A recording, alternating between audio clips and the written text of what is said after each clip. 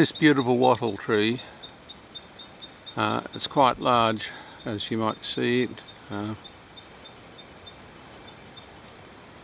quite extensive. It's a beautiful tree with silvery grey leaves. It's a long living wattle, quite hardy. However, it's one of the few wattles that I'm aware of that is listed as poisonous for stock, and it is therefore on my list of no-nos until proven otherwise as far as birds are concerned. So whereas I pick twigs and leaves and seeds from most wattles, this particular one, the coastal myall, and this particular specimen is just finishing flowering.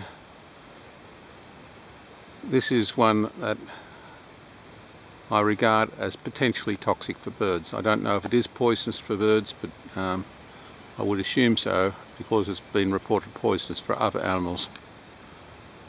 Let's assume so until someone proves otherwise. Not me.